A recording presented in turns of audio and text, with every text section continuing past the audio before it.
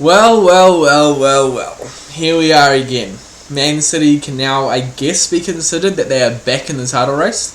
And I say that because I know we've been second pretty much this whole time, but I haven't really considered us as contenders, and I think a lot of City fans would agree with me in saying we've been shit since Christmas, really, in the World Cup. Like, I haven't really considered us to be capable of fighting for Arsenal, who've been playing incredible football this season, and Arteta has done wonders with that squad, really showing all the Arteta out type people what's going on. So before we get into all what does this mean for City, what does this mean for Arsenal, title race, United, blah,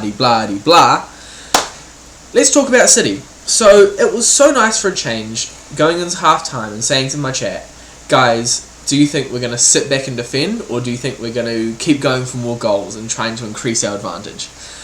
I don't think we've been able to think or say that really improperly since last year. That was the last time I really remember going, in the second half, let's not take our foot off the gas, I want to keep getting goals, goal difference. I know we've played well in the first half of the year, or semi-well, but I don't think convincingly like we have played, I guess, today.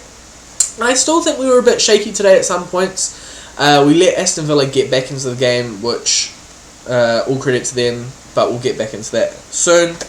It was really nice seeing almost the City of old. And I think a lot of it really comes down to the formation, which I will show you now. Let me just pull it up on screen.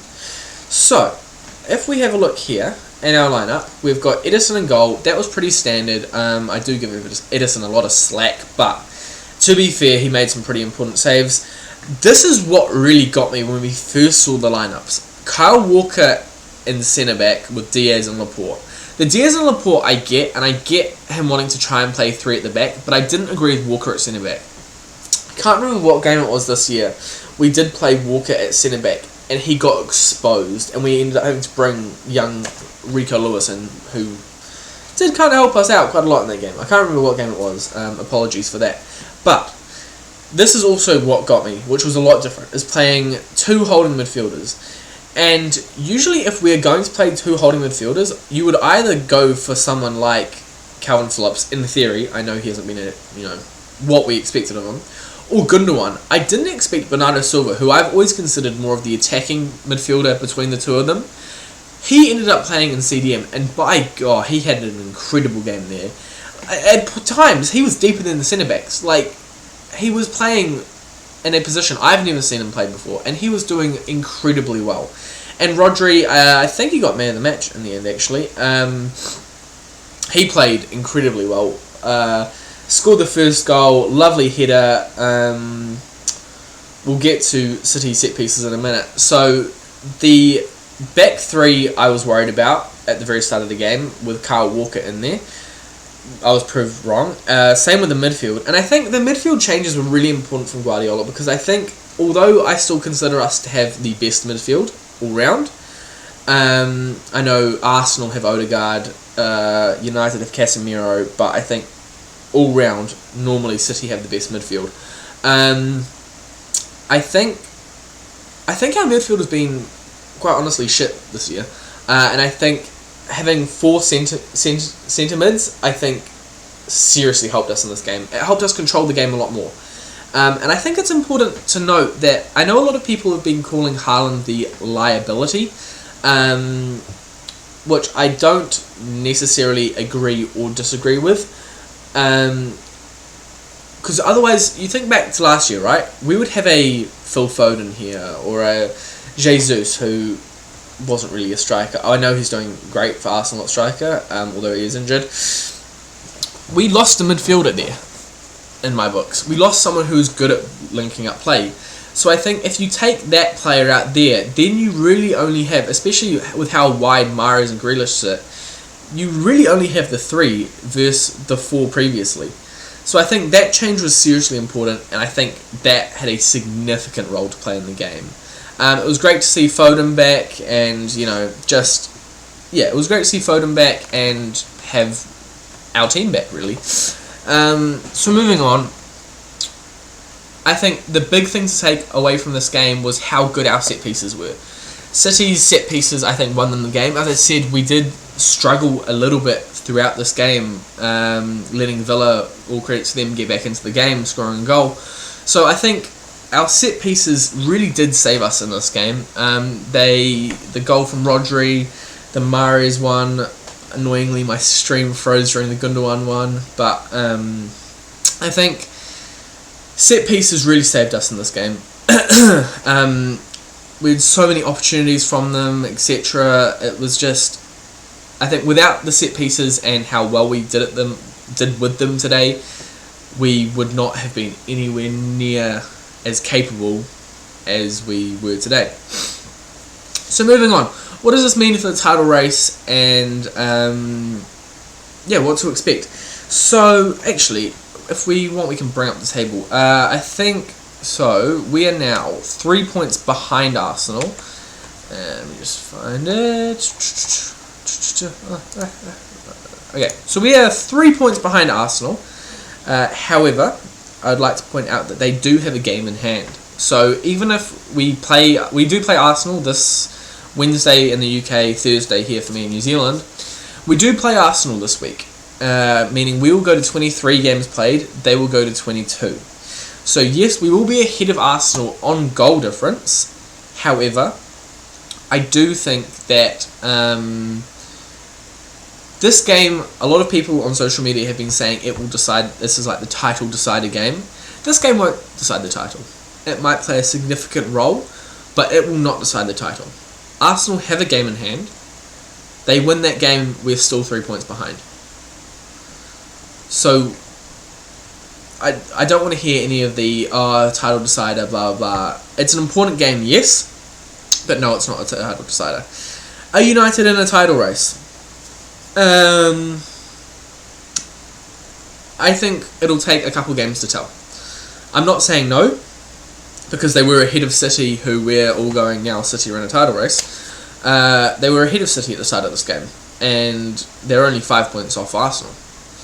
So are United in a title race? I think we're going to have to give it a couple more games. Actually, let's have a look at their up-and-coming games. So they've got Leicester, Brentford, Liverpool. Yeah, so I think after the Newcastle game, that's when I think we'll know. For United, I think after the Newcastle game, that's when we'll be able to tell. Moving down the table, just while we're here, Southampton obviously sacked their manager. I think they're possibly I think they're going to go down. Although I will say the bottom three race is seriously close right now. Like, not a lot of points. 10 points separate 12th and 20th, and we're still saying, all the races this year have been are going to be incredibly close. Like top 4 race, top 5 race. There's a chance that United fall out. I mean, Newcastle are only 4 points behind them, and Tottenham are only 2 points behind them. So 6 points separate them. Not a lot of points. 7 points separate them. Sorry. So yeah, I don't think anyone's out of anything at the moment. This is one of the best Premier League seasons I've seen in a while. I think a lot of people would agree with that. So why not? Why not say City in a title race? Why not say United in a title race? Because the truth is, no one's out of it. No one's in it. I've felt for the last couple of weeks, yes, Arsenal are the more likely of the current teams to make a difference and go ahead and run away with it. But Arsenal also haven't been great recently. And to City's fault, they haven't been able to capitalise. City have not played to their normal standards. I don't think anyone will disagree with that. And I don't think that they have taken the opportunities as they've come. Obviously, yes, there's a lot of outside noise around City at the moment. We'll see what happens there. I think for City, it's really a just fight it, because you're not going to win in the public eye. The people who have said City are guilty, the fans, the Twitter trolls, the Twitter people, they've made up their mind. Regardless if the courts come out and say legitimately nothing's been broken, blah blah blah, you're found not guilty, Doesn't matter to these people. They've made up their mind. So City aren't going to win a fan vote from other teams' fans, and they shouldn't really care. They should want to just clear their name and move on. But we'll see what kind of impact that has on the players in the team. I think today's result, they had a lot of momentum behind them and a lot of want to do well. The outside noise, United were ahead of them. The fans were going mental. Like, City had a reason to fight today. We'll see if they have a reason to fight in the midweek, which they should, because they'll be able to go top of the league. And that's something that for the last couple of weeks I didn't think was possible, and I know a lot of City fans didn't. So yeah, what a game. It was good, as I said, to see City back to winning ways and back to controlling a game. So yeah, as I said, I don't think anyone's out of a title race. I don't think anyone's running away with it.